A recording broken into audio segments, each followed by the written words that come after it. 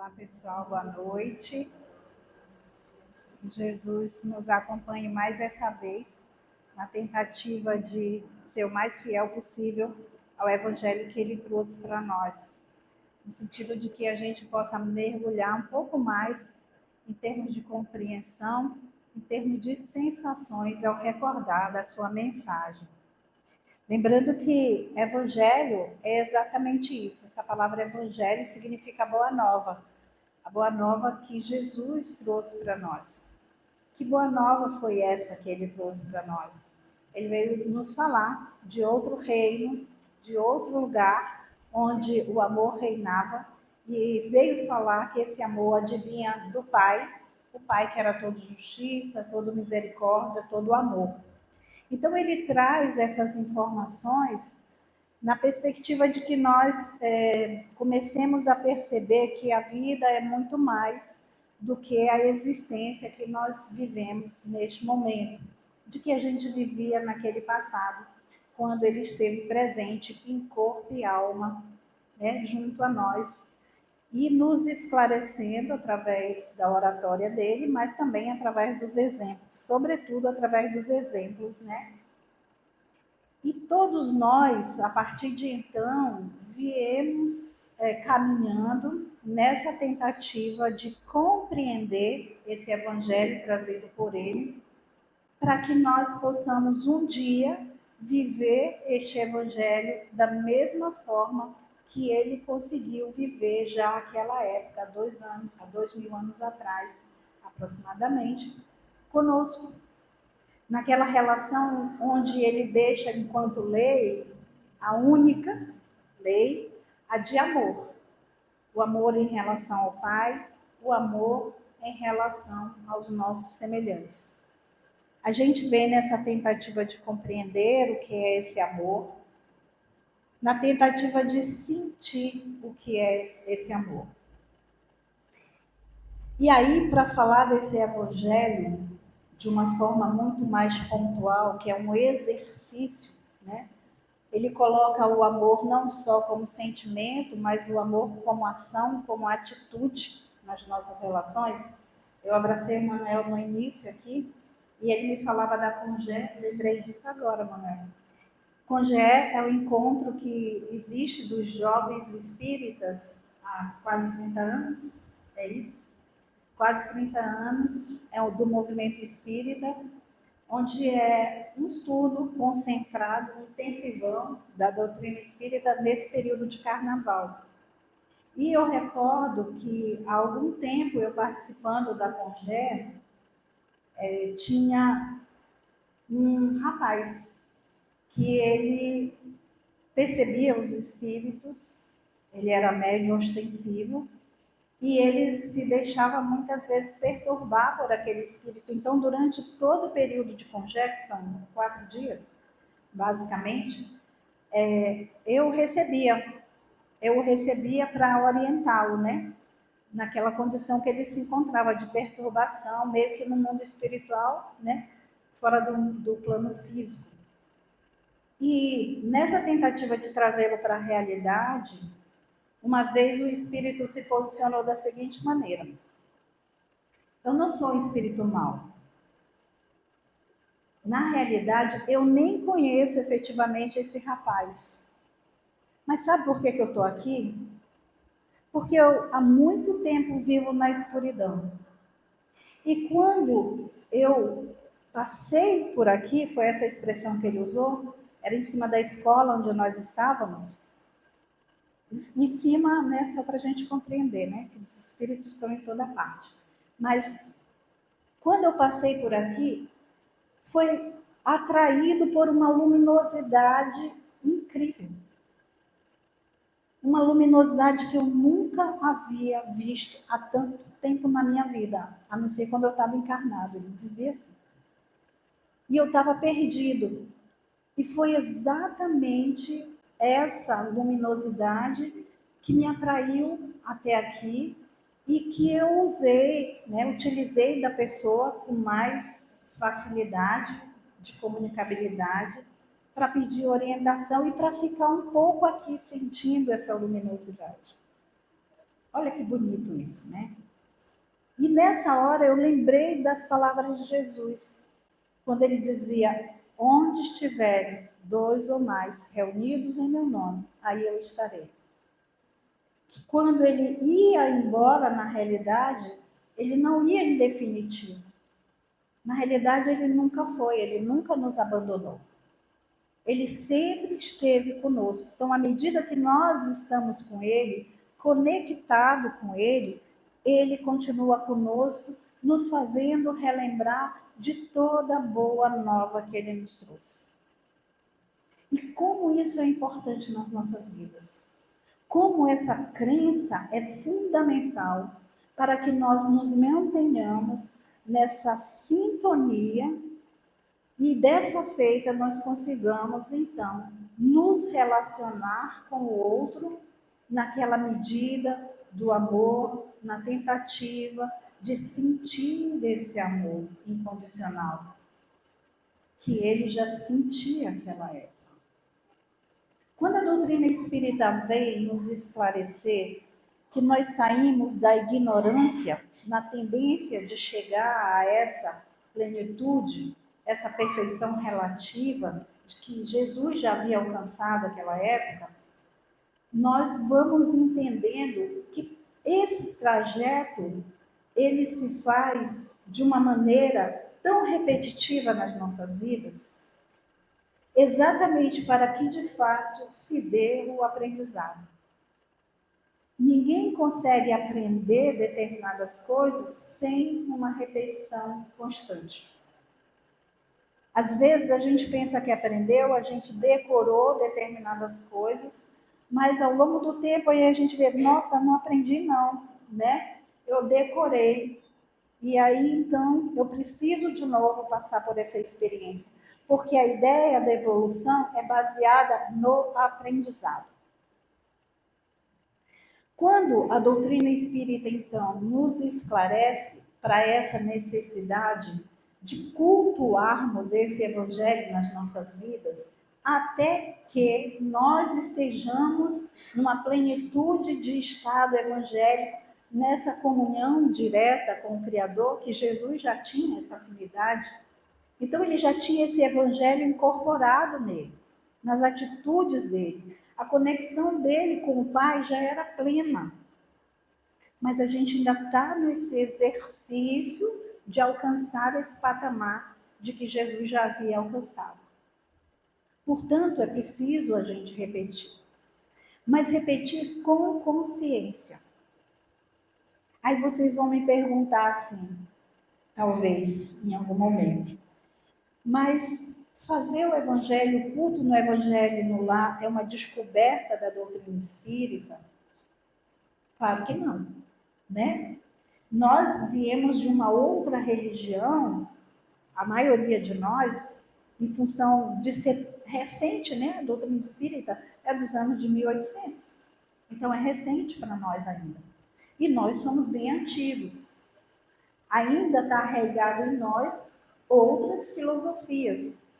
Então, praticamente nós aqui que estamos hoje aqui, nós não nascemos espíritas. Alguns sim, mas a maioria de nós não. Porque a gente ainda vem de uma tradição de outras culturas, de outras religiões, de outras concepções da vida. Então, eu lembro na minha época, quando eu era católica, há pouco mais de 30 anos, que a gente fazia essa reunião no nosso lar. Minha mãe juntava todos nós e nós cultivávamos entre nós essa relação de fé, esse entendimento de que nós não vivemos sem a presença, ou vivemos bem, né? Sem a presença de Deus nas nossas vidas. Sem entender que existe essa força, esse amor maior, essa justiça plena, que faz a gente entender que nenhuma dificuldade que nós estejamos passando, ela se deu de uma forma imposta para nós, mas de algo necessário para nós, por conta da nossa necessidade de aprendizado. Então, não há qualquer situação que chegou para nós de forma para nos castigar, mas uma necessidade nossa em função de algo que a gente ainda não aprendeu. Mas se colocar nessa posição, nesse ambiente de nova experimentação da situação não aprendida, para que de fato nós comecemos a aprender. E era isso que nós fazíamos em casa. Quando nós, hoje, no meu caso, alcancei um conhecimento diferenciado daquilo que eu aprendi enquanto católica, a consciência me dá uma maior condição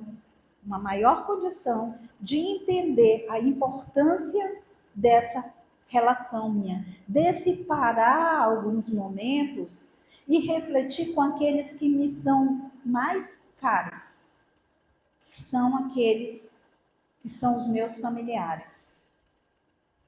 E conversar com eles sobre a nossa relação, sobre as nossas atitudes, à luz do ensinamento de Jesus.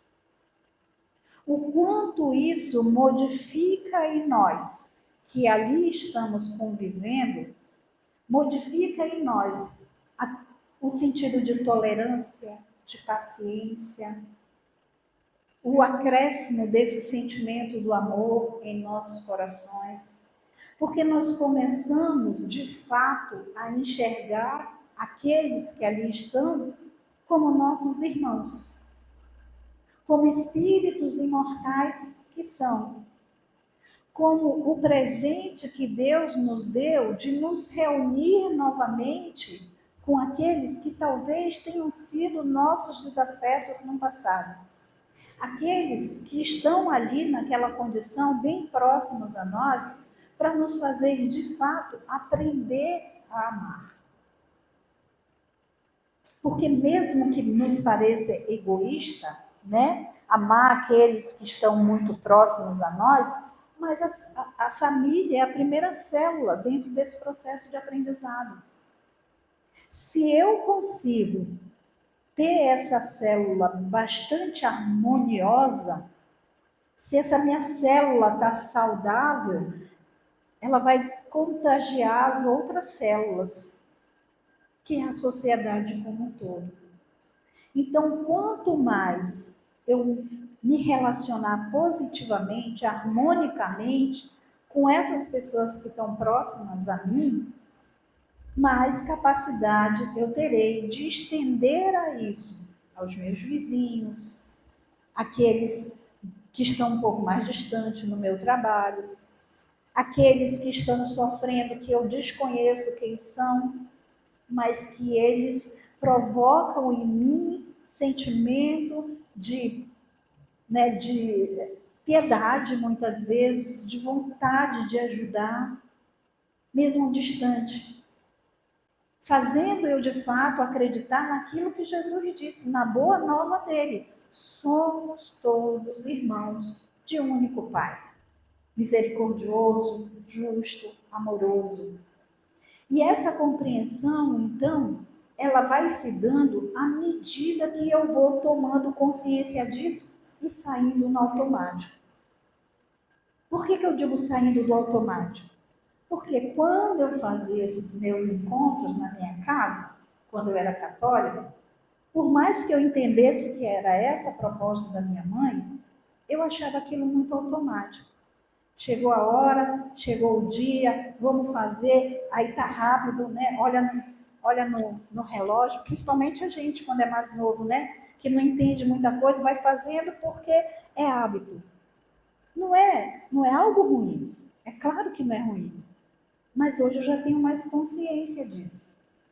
Então, quando eu me disponho a me reunir com a minha família para cultuar o Evangelho, eu tenho certeza, absoluta certeza, da presença de Jesus, da presença dos outros amigos espirituais, de nível crísticos igual a Jesus, ou pouco mais, digamos assim, nessa tentativa, né, de chegar nesse nível como nós estamos nessa tentativa, a duras penas, né? A gente já veio de processos muito mais ignorantes a respeito disso, mas a gente já chegou nesse patamar de consciência.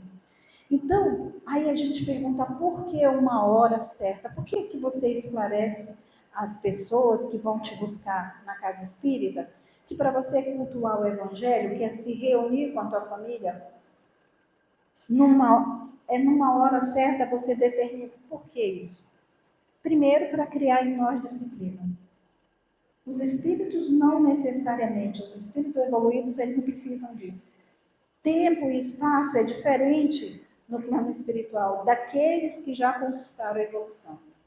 Mas assim como nós aprendizes, tem espíritos desencarnados também aprendizes. E aí eles precisam dessa disciplina, assim como nós precisamos. Então, os mais necessitados dessa hora, para a gente se reunir, somos nós, para nos disciplinarmos. E aí a gente coloca, faz de meia hora a uma hora. Por quê? Porque mais a gente não aguenta, só por isso. Porque se a gente estivesse nessa conexão plena hoje, não precisaria mais disso. Eu não precisaria nem ler o Evangelho, porque o Evangelho já estaria em mim. Mas eu ainda preciso disso. Então, a gente não pode tratar a rigor essa orientação que a doutrina traz. E aí, eu acho que eu preciso repetir aqui, talvez para alguém que não saiba. Fazer esse culto do Evangelho no lar é você juntar a sua família em determinada hora, em determinado dia da semana e fazer essa conversa de reflexão do Evangelho de Jesus, transportando isso para a tua vida cotidiana. É isso. Ah, mas é só um dia da semana? Assim, é a orientação que a gente dá. É um bom começo, né? É um bom começo. Meia hora, uma hora, também é um bom começo esse tempo. Mas para que isso? Por que isso? Porque é o tempo que a gente aguenta. É o tempo ainda que a gente se dispõe para fazer isso. Porque se a gente sair dessa meia hora e começar a vagar, começar a fazer no automático, não prestar atenção, a gente não atingiu o objetivo do culto no Evangelho no Lar. A gente não interagiu com a espiritualidade amiga para que essa chama, essa luz acendesse no nosso lar. E acendesse muitas vezes de tal maneira que os nossos vizinhos sejam beneficiados com aquela luz, porque é isso que os espíritos nos esclarecem. Muitas vezes, aquelas famílias que têm o hábito desse culto do Evangelho no lar, de uma forma disciplinada, consciente, amorosa, conhecendo o objetivo, essa luz ela é tão grande que irradia os nossos vizinhos. E os nossos vizinhos também são beneficiados com aquela luz. Portanto, fazer o Evangelho no lar é uma prática que nos aproxima desse amor, dessa boa nova trazida por Jesus. É um exercício, é uma prática que nos torna pessoas melhores, de uma forma, como eu sempre gosto de dizer, consciente. Por que a gente sempre traz essa informação, né? De que a gente tem pouquíssima consciência do que nós somos. A ciência vai chegando nesse nível. Joana de Ângeles, que é a mentora de Divaldo Franco, né, que também já desencarnou há pouco, mas ele psicografava Joana de Ângeles e ela falava muito sobre isso, que nós temos pouquíssimas consciências. Se ela fosse colocar isso estatisticamente, seria 5% de consciência que nós temos de quem nós somos.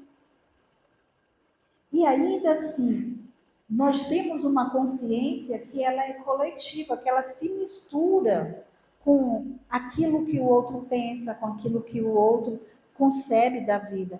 E aí a gente fica em dúvida se é nosso pensamento ou se é do outro, porque a gente ainda não tem muita convicção. Então, nossa consciência se mistura nesse coletivo infinito, porque essa consciência, ela é, digamos assim, compartilhada com o outro através do nosso pensamento. E o pensamento não tem portas fechadas. O pensamento, ele voa e ele é recepcionado por aquele que tem interesse naquilo que a gente está pensando. Afinidade por aquilo que a gente está pensando. Por isso, os nossos pensamentos que antecedem qualquer ação, o que a gente faz é antecedido pelo pensamento. A gente elabora aquilo que a gente vai fazer. Então não adianta a gente dizer eu fiz sem pensar, isso não existe. Você foi impulsionado pela inteligência, que a inteligência é atributo da nossa essência. A nossa essência é espiritual. É o espírito que pensa. Quando os nossos corpos morrerem, nós vamos continuar pensando. Porque a inteligência, ela não fica no corpo físico. Ela não é atributo. O corpo físico é a ferramenta de manifestação do espírito. Então, o pensamento nosso, encarnado ou desencarnado, é a nossa forma de comunicabilidade em qualquer plano que nós estejamos. Então, é importante a gente entender isso. Ter a consciência de que é assim que funciona. Por quê? Porque como nós já sabemos que os pensamentos eles se propagam nesse o que a doutrina espírita chama de fluido cósmico universal, como se fosse uma atmosfera terrestre, né? Uma analogia que a gente pode fazer. Quando a gente entende isso, nós vamos cada vez mais nos tornando responsáveis por aquilo que a gente pensa. O Evangelho fala que nós vivemos degraus nesse processo de evolução e isso não é diferente para os nossos pensamentos. Que tem um momento no nosso estado evolutivo que a gente pensa no mal, que o mal faz parte dos nossos pensamentos de uma forma muito ainda imperativa, né? Mas a gente pensa e a gente gosta de sentir o mal. Vocês acreditam nisso? Que a gente gosta de sentir o mal? O que é o mal? O mal é tudo aquilo que é diferente do amor. Esses dias eu vi um jovem palestrante da doutrina, eu gosto muito de ouvir os jovens palestrantes da doutrina espírita, porque realmente eles vêm, às vezes, com uma outra forma de apresentação, com uma visão, né, que se soma a tudo aquilo que a gente trouxe das outras vidas, os mais velhos, né, que às vezes a gente dá uma estacionada e eles chegam com coisas novas. Então eu vi um jovem espírita falando que era, às vezes, muito difícil a gente definir o que é amor, em termos de sentimento. Por isso Jesus falava de amor enquanto verbo, enquanto ação. Como é isso? Ele dizia assim, faz para o teu próximo aquilo que tu fazes para ti mesmo. Ou que tu queres para ti mesmo. Olha lá.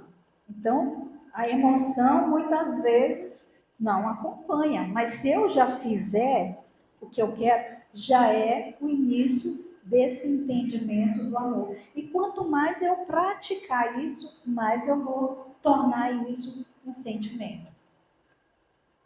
Então, Jesus falava disso, né? E esse jovem dizia assim: às vezes é difícil a gente explicar o que é amor.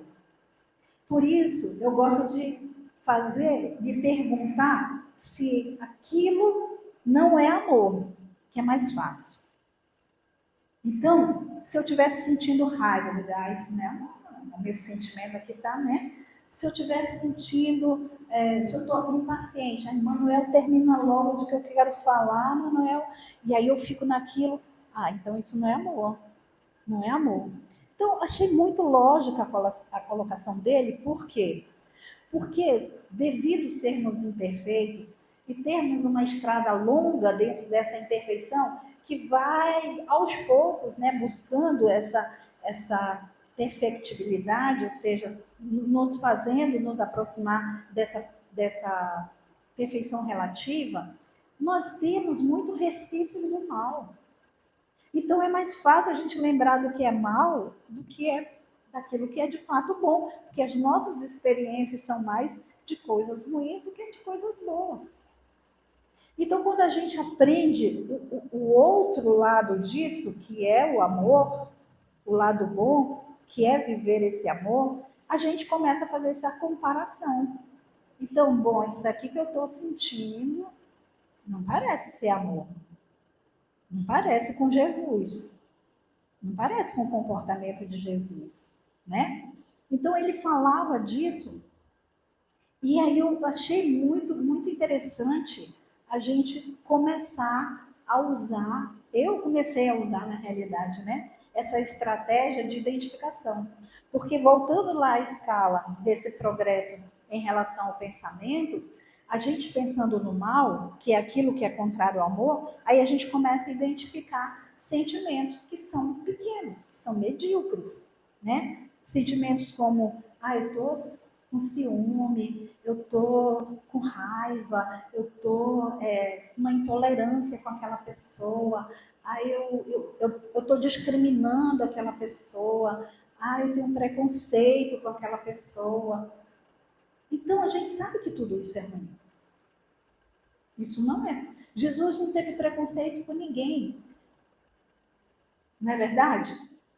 Não passou a mão na cabeça de ninguém que estava agindo, né, fora dessa ideia do amor. Mas ele não condenou e nem tinha preconceito com ninguém, muito pelo contrário. Ele sempre foi a favor da minoria. E muitos de nós querem se sentir melhor que os outros, dizendo que essa minoria deve ser banida. Né? Assim, nas redes sociais, a gente critica, porque ali a gente se esconde um pouco, né? E aí a gente faz esse tipo de acusações, demonstra os nossos preconceitos, e isso, para nós, as nossas intolerâncias, inclusive religiosas. Às vezes, quando a gente se torna espírita, a gente se acha melhor do que qualquer outra religião, até mesmo de que a gente participou em outras vidas, né? E eu ainda nessa vida. Então, eu agradeço tudo que eu aprendi na religião da qual, né, foi meu berço nesta encarnação. Bom, então existe sim a gente se deleitar, a gente gostar de pensar no mal. Ainda existe. Eu sempre coloco a raiva como um exemplo que não dá para negar. Quando alguém faz alguma coisa para nós e a gente fica ali com aquela, sabe, vontade, mesmo que a gente não tenha vontade de retribuir aquilo lá, de se vingar, mas a gente fica remoendo aquilo na vontade de ter oportunidade de estar com aquela pessoa, né? Porque a gente, às vezes ela falou uma coisa e a gente não conseguiu responder, ficou só no né? Não teve as palavras para colocar, e aí depois a gente vai elaborar e fica com aquilo ali, e aí a outra pessoa fala assim, vai se acalmar, vai tomar um banho. Não, não quero me acalmar. Porque agora eu já sei o que dizer, né? Eu vou esperar a pessoa vir e aí eu vou jogar tudo que eu tenho que está engasgado aqui em mim. Você fica alimentando aquele sentimento.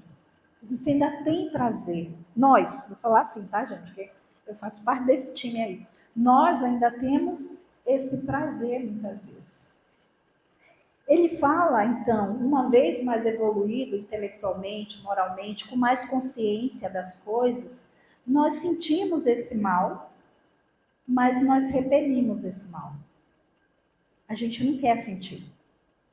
A gente sente, mas diz, não, eu vou tomar o banho, você tá me ajudando a tirar esse sentimento de dentro de mim, eu não quero mais sentir isso, e aí eu vou trabalhar nisso. Eu tomo banho, eu faço uma oração, eu busco imaginar o que Jesus faria naquela situação. Como que eu faço para dizer para aquela pessoa que me ofendeu que eu não gostei, sem maltratar, sem ter aquele rancor dentro de mim? Eu fico elaborando outras coisas e não alimentando aquele sentimento ruim. Muitos de nós também já conseguimos fazer isso. Mas ele diz que chegará o tempo, eles, os espíritos, dentro das obras básicas, chegará o tempo em que nós sequer sentiremos o mal, que é no tempo de Jesus, o tempo dos espíritos crísticos, cujo mal não habita mais, porque o evangelho está impregnado neles. A boa nova do amor já faz parte deles. Não é mais um livro, não é mais minutos de reflexão sobre aquele livro, mas é a vivência na prática do Evangelho, daquilo que nos faz efetivamente, de forma consciente, acreditar que nós saímos da ignorância para essa plena sabedoria, para essa plena convicção, conhecimento de que o universo gerenciado por Deus, digamos assim, criado por Deus, ele está totalmente conectado em todos os aspectos, nos fazendo, pelo nosso próprio livre-arbítrio, pela nossa própria condição do querer, da vontade, de nos tornarmos pessoas melhores. Que desde que fomos criados, essa lei nos impulsiona. Quando nós tínhamos, digamos assim, zero consciência, essa lei ela nos impulsionava. Assim como impulsionou os minerais, os vegetais, os animais, outros que não nós, os homens. Então, ela impulsionou naturalmente até o ganho da inteligência. Quando nós ganhamos essa inteligência, nós então começamos a ter essa compreensão do Deus, daquele que nos criou, e a compreensão de que nós temos a liberdade de escolher. Eu já entendo o que é bom, o que não é. Mesmo de uma forma meio que ainda grão de mostarda, eu tenho a fé. Mesmo que de uma forma ainda muito simplória, eu sei o que é amor. Mesmo eu apelando para o lado do que não é amor. Eu já sinto de alguma forma, eu já sei na prática como me comportar com amor. Nós, então, ganhando essa consciência, nós agora direcionamos as nossas vidas. Sem precisar desse impulso muito ingerente da criação sobre nós, como era no passado, nesses outros reinos. Hoje não. As rédeas da nossa vida estão nas nossas mãos. Somos nós que buscamos cada vez mais essa consciência. Como dizia Joana de Ângeles, a cada encarnação uma oportunidade de ampliar as nossas consciências. Se é isso que sabemos já, deve ser isso que queremos para nós. E se queremos isso para nós, precisamos trabalhar para isso. E o Evangelho, esse momento disciplinar de nos comunicar com o Criador, junto da nossa família, para que seja uma família exemplar, uma família modelo, uma família que os outros queiram imitar, isso faz parte do nosso processo de aprendizado coletivo no amor, mesmo que um coletivo menor. Então, que a gente possa implantar isso nas nossas vidas, esse hábito, né, esse costume, e aí cada um de nós que vai avaliar o resultado. Mas posso garantir que os resultados sempre são favoráveis, porque quando nós nos aproximamos da espiritualidade, a espiritualidade nos intui, nos indica de uma forma mais clara os bons caminhos a seguirmos. Que a paz do Mestre Jesus envolva todos nós, nos dando essa coragem de seguir adiante com mais consciência. Eu agradeço a atenção de todos, desejo um final de semana excelente, de muito evangelho para nós.